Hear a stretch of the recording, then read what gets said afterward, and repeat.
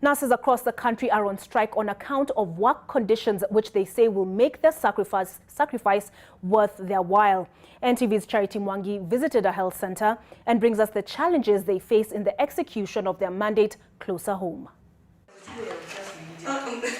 The blessing of bringing life into the world can in some cases feel like anything but a blessing.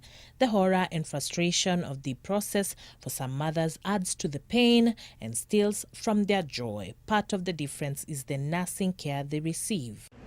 Earlier today, NTV visited a Nairobi County Government Health Center to understand the great responsibility a Kenyan nurse bears in light of their circumstances. Here we find one patient nursing her one-day-old baby, whose delivery was a great challenge, more so with just one nurse to help her.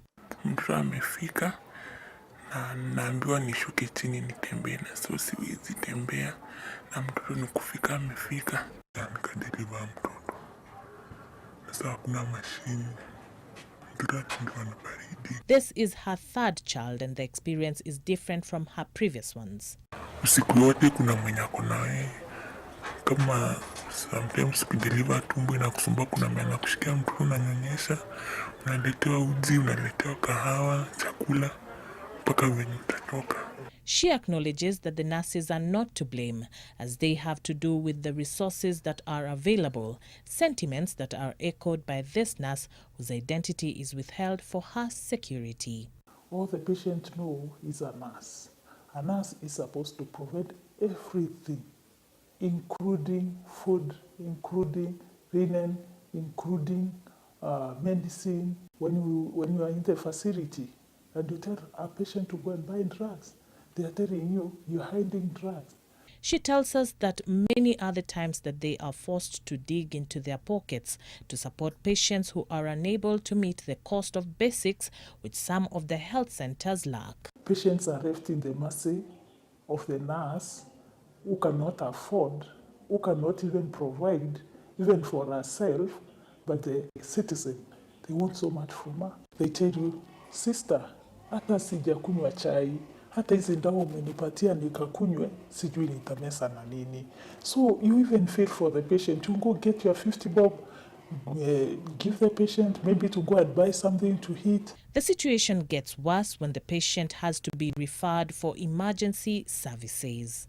You ask for an ambulance, you are told there is no fuel. Well, it is in the garage. Whose fault is it? Is it the nurse's fault? When does the government have to punish nurses for their own burden? The messiness of their job and the difficulty in maintaining the white color of their uniforms presents a challenge which they say is not sufficiently covered by the uniform allowance. You put on a uniform, you must have a uniform for tomorrow. And when it comes that a patient, maybe there's a lot of blood and you've messed yourself, you are soiled, what do you do? The strains and conditions of the job have taken a toll on the nurses, leading to depression, broken homes, and imbalanced lives. Nurse ladies, they have lost their families. Their husbands have gotten married to house girls or even neighbors. So what we are experiencing is that the government doesn't appreciate even those hours you are sacrificing.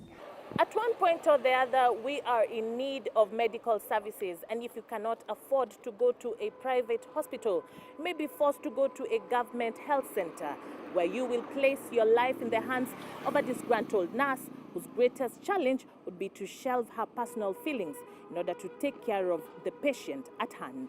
Charity Mwangi, NTV.